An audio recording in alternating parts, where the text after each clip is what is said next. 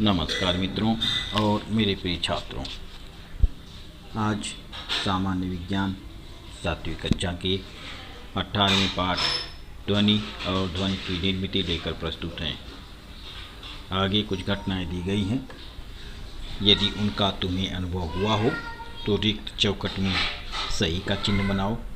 यदि किसी घटना का अनुभव नहीं हुआ होगा तो कूड़े का चिन्ह बनाओ। दोनों हाथों से ताली बजाई, किसी वाद्य यंत्र को बजाया, पटाखा फोड़ा, बंद दरवाजे पर हाथ से जोर से मारा, पेन के ढक्कन की सहायता से सीटी बजाई, मोबाइल बजते समय उस पर हाथ रखा, घंटी पर आघात करते ही आवाज़ निर्माण हुई, धातु के किसी बर्तन के गिरने से आवाज़ उत्पन्न हुई, आकाश में बिजली चमकी, ध्वनि चालू रहते समय स्पीकर पर हाथ रखा। उपर्युक्त उदाहरणों से हमें स्पष्ट है कि विभिन्न घटनाओं के कारण ध्वनि का निर्माण हुआ। कुछ उदाहरणों में वस्तु के कंपन करने से ध्वनि का निर्माण हुआ।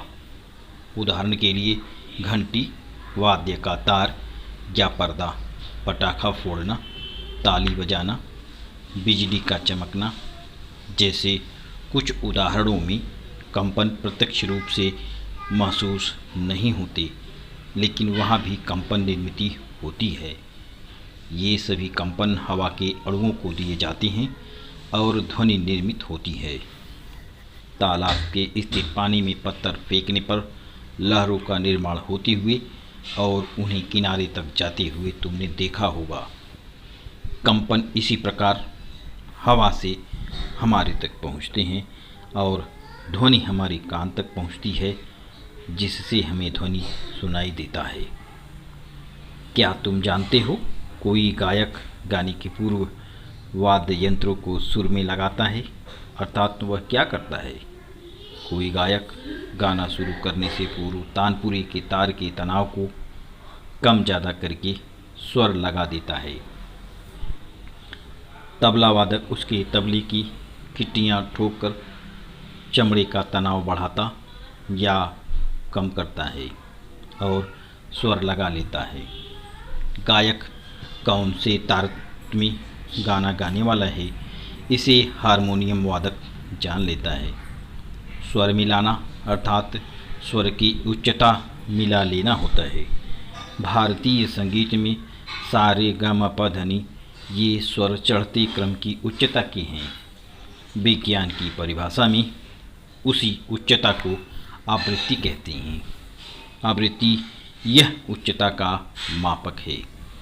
पिछली कक्षा में तुमने सीखा है कि ध्वनि कैसे निर्मित होती है और वह किसी माध्यम से संचरित होकर हम तक पहुंचती है और हमें सुनाई देती है।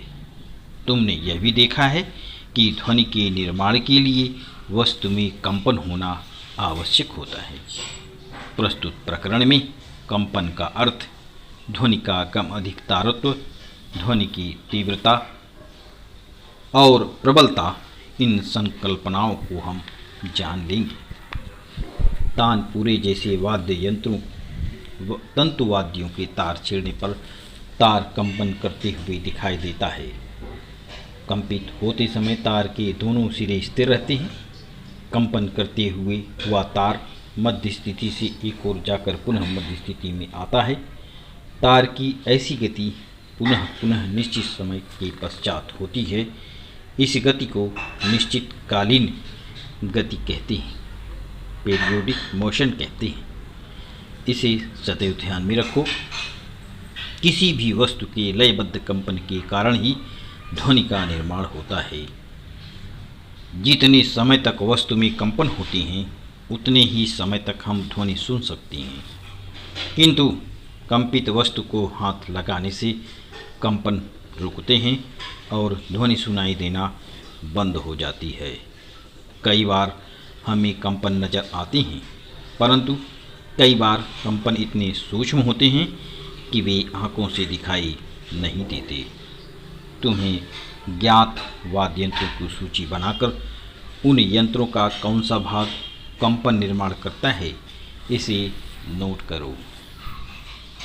ध्वनि निर्माण करने वाले ऐसे कंपनों का अध्ययन एक सरल दोलक की सहायता से किया जा सकता है। दोलक, दोलन और दोलन गति। बगीचे में झूला झूलते हुए बच्चे तुमने देखे होंगे। ऐसे झूलते हुए झूले की गति गौर से निरीक्षण करो। बगीचे में एक झूले के पास जाकर उसके स्थिर होने की स्थिति में उसके नीचे की जमीन पर चिन्ह बनाओ। तुम इस चिन्ह को झूले की मध्य स्थिति कह सकते हो। अब झूले को जोर से झूला दो और झूले का निरीक्षण करो। झूला एक सिरे से दूसरे सिरे की ओर जाते हुए पुनः पुनः मध्य स्थिति पार करता हुआ दिखाई देगा। इस प्रकार पुनः पुनः आगे पीछे जाने वाला झूला एक दोलक है। झूलने वाला झूला एक सिरे से दूसरे सिरे तक जाकर जब पुनः पहले सिरे पर आता है तब झूला का एक दोलन पूर्ण होता है।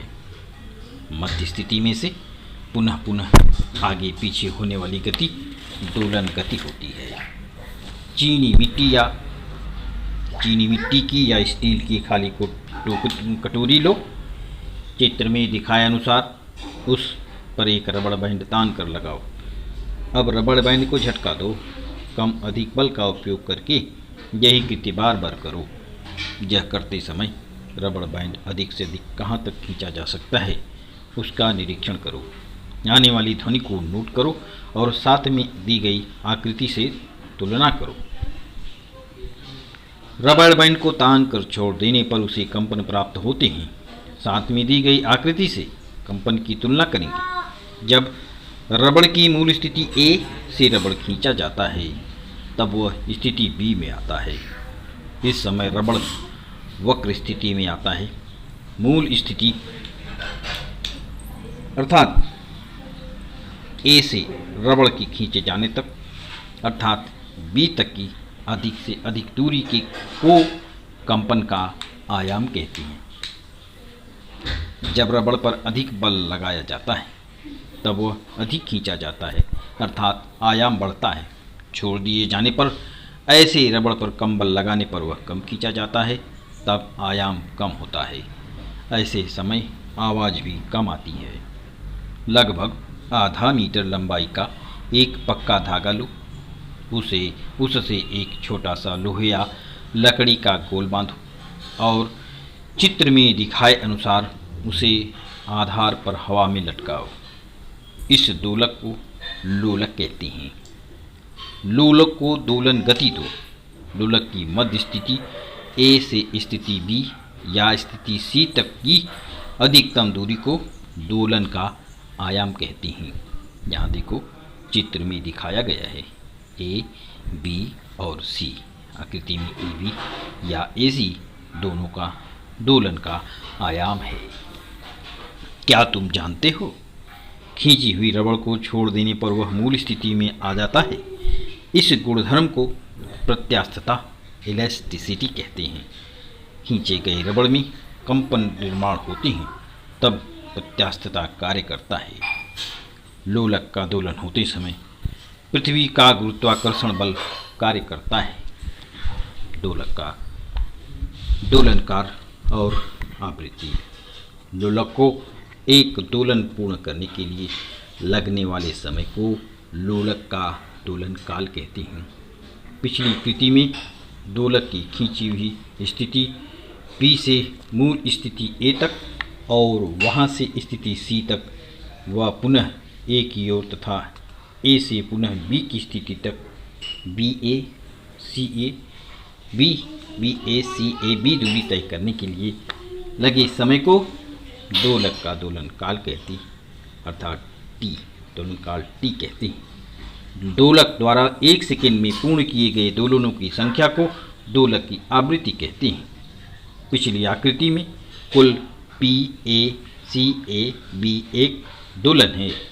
आवृत्ति बराबर एन बराबर 1/, दोलक का दोलन काल टी बराबर 1/t। एक सेकेंड में पूर्ण किए दोलनों की संख्या को आवृत्ति कहते हैं। आवृत्ति की इकाई हर्ट्ज है। उदाहरणार्थ 1 हर्ट्ज का अर्थ है 1 सेकेंड में 1 दोलन। 100 हर्ट्ज अर्थात 1 सेकेंड में 100 दोलन। करो और देखो। प्लास्टिक की एक स्केल को चित्र में दिखाए अनुसार टेबल पर ऐसे दबाकर रखो कि स्केल का अधिकतर भाग बाहर रहे। अब तुम्हारे मित्र को स्केल का खुला भाग नीचे की ओर दबाकर छोड़ने के लिए कहो। तुम्हें क्या दिखाई देता है उसका निरीक्षण करो। अब तुम स्केल के उस बिंदु को उंगली से दबाओ जिसके कारण स्केल की आवाज़ बंद हो जाए। अब स्केल को 10 सेंटीमीटर अंदर लेकर पुनः वही कृति करो। पहली और दूसरी आवाज़ में आने वाले अंतर को नोट करो। आवृत्ति और आवाज़ की उच्चता में अंतर आता है, उसे भी ध्यान में रखो। स्केल के खुले भाग की लंबाई कम करने पर क्या होता है उसे नोट करो। थोड़ा सोचो। क्या स्केल को टेबल पर किसी भी प्रकार से रखने पर ध्वनि उत्पन्न होगी? क्या स्केल की खुले भाग की लंबाई और आने वाली आवाज़ के बीच सहसंबंध है? यदि टेबल पर स्केल को 25 सेंटीमीटर बाहर रखा और उसे नीचे दबाकर छोड़ा गया तो क्या आवाज़ आती है? यदि आवाज़ नहीं होती तो उसका कारण ढूंढो। करो और देखो। पर्याप्त लंबाई का पक्का धागा लो। धागे को धातु या लकड़ी का छोटा गोला बांधकर लोलक तैयार करो। लोलक के धागे की लंबाई सेंटीमीटर नाप कर नोट करो। इस लोलक को आधार पर लटकाओ। अब इस लोलक को झुलाओ। 20 दोलन कितने सेकंड में पूर्ण होती हैं उसे स्टॉपवॉच की सहायता से नोट करो। अब लोलक के धागे की लंबाई 10 सेंटीमीटर कम करके उपयुक्त कृति पुनः करो। ऐसी कृति को 4 से 5 बार करो। प्रत्येक समय लोलक के धागे की लंबाई 10 सेंटीमीटर कम करके प्राप्त प्रेक्षणों को दी गई सारणी में नोट करो और आवृत्ति का मापन करो। इस प्रकार से अपना टेबल तैयार करना है। लोलक के धागे की लंबाई सेंटीमीटर में, 20 दोलनों के लिए लगने वाला समय सेकंड में, दोलन लोलक का दोलन काल T = T/20 और n हर्ट्ज 1/T हर्ट्ज। इस आधार पर क्या स्पष्ट होता है? आवृत्ति और लोलक की लंबाई में क्या संबंध है? कम आवृत्ति और अधिक आवृत्ति का अर्थ है। क्या अर्थ है? अब लोलक की लंबाई 30 सेंटीमीटर स्थिर रखकर एक दोलन के लिए आयाम कम अधिक करो और 20 दोलनों के लिए लगने वाला समय ज्ञात करो। लोलक का दोलन काल और आवृत्ति ज्ञात करो।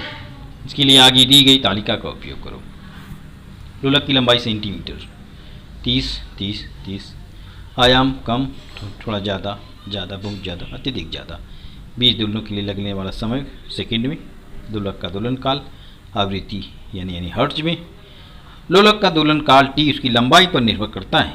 लोलक की लंबाई बढ़ाने पर लोलक का दोलन काल भी बढ़ता है, अर्थात आयाम कम होने पर भी आवृत्ति स्थिर रहती है। ध्वनि का उच्च और निम्न तारत्व high and low pitch sound चित्र में दर्शाए अनुसार 80 से 90 सेंटीमीटर लंबा और 5 सेंटीमीटर चौड़ा एक तख्ता लो। उसके दोनों सिरे के पास कुछ सेंटीमीटर दूरी छोड़कर 2 कीले हथौड़े की सहायता से ठोको। उन दोनों कीलों के बीच एक पतली तार खींचकर पक्की बांधो। चित्र में दिखाए अनुसार कीलों के पास तार के नीचे दोनों सिरों पर लकड़ी या प्लास्टिक का एक एक त्रिभुजाकार गुटका सरकाओ और तार को हल्का सा धक्का दो। तार को छेड़ो। क्यों तुम्हें आवाज़ सुनाई दी? क्या वह तार कंपित होता है? उसका निरीक्षण करो। अब लकड़ी के 2-3 चौकोन गुटके एक सिरे के त्रिभुजाकार गुटके के नीचे ऐसे सरकाओ कि तार की लंबाई में कोई अंतर न आए। लकड़ी के गुटके के कारण तार के तनाव में कुछ परिवर्तन आता है क्या? उसका निरीक्षण करो। अब उंगली की सहायता से तार को हल्का सा धक्का दो और ध्वनि सुनो। कंपनों की ओर ध्यान दो। कंपनों की आवृत्ति में क्या अंतर महसूस हुआ उसे नोट करो। परीक्षणों के आधार पर क्या ज्ञात हुआ? तार का तनाव बढ़ाने पर आवृत्ति बढ़ती है और तनाव कम करने पर आवृत्ति कम होती है। तनाव अधिक होने पर आवाज़ उच्च होगी और तनाव कम होने पर आवाज़ निम्न होगी। इसे ही ध्वनि का उच्च और निम्न तारत्व कहते हैं। सिंह की दहाड़ और मच्छर की भिनभिनाहट में कौन सी ध्वनि तारत्व उच्च होगा? सितार में उच्च तारत्व और निम्न तारत्व की ध्वनि के लिए क्या रचना होगी? ध्वनि की तीव्रता, ध्वनि की प्रबलता। ध्वनि की सौम्यता उच्चता बताने के लिए ध्वनि की तीव्रता और ध्वनि की प्रबलता इन दो पारिभाषिक संज्ञाओं का उपयोग किया जाता है। ध्वनि की प्रबलता का अर्थ है अपने काम को महसूस होने वाले ध्वनि की तीव्रता। ध्वनि की तीव्रता ध्वनि की कंपनों के आयाम के वर्ग के समानुपाती होती है। उदाहरण के लिए आयाम को 2 गुना करने पर ध्वनि की तीव्रता 4 गुनी होती है। ध्वनि की प्रबलता को डेसिबल इकाई में मापा जाता है। ध्वनि की तीव्रता का उपयोग करके गणितीय सूत्र से डेसिबल इस ध्वनि की प्रबलता का मान ज्ञात किया जा सकता है। अलेक्जेंडर ग्राहम बेल नामक वैज्ञानिकों के कार्यों को सम्मानित करने के लिए ध्वनि की प्रबलता की इकाई का नाम डेसिबल डीबी रखा गया है।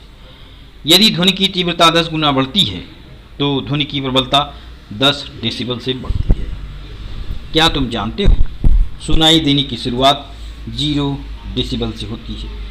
सामान्य श्वासोच्छ्वास 10 डेसिबल, 5 मीटर दूरी से फुसफुसाना 30 डेसिबल, 2 व्यक्तियों के बीच सामान्य रूप से संवाद 60 डेसिबल, व्यस्त यातायात 70 डेसिबल, सामान्य कारखाने 80 डेसिबल, जेट इंजन 130 डेसिबल, शोर होने की शुरुआत 130 डेसिबल, 1000 हर्ट्ज आवृत्ति और 100 डेसिबल से अधिक प्रबलता की ध्वनि के कारण सुनाई देने की क्षमता पर अस्थायी प्रभाव होता है।